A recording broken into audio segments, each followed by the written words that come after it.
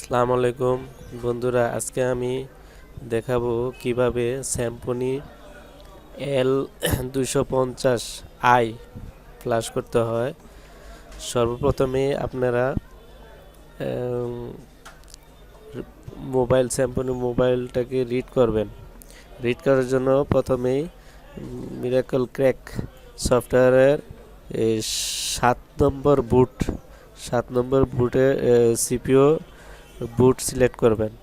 করার পর তারপর স্টার্ট বাটনে ক্লিক করে ফাইল ব্যাকআপ করবেন।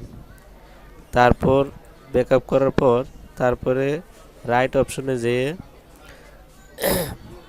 আমি যে নিচে ডাউনলোড লিংক দিয়েছি ওইটা থেকে ফাইল ডাউনলোড করে আপনারা এখানে ফাইলটা ধরিয়ে দিয়ে ফ্ল্যাশ করে নেবেন।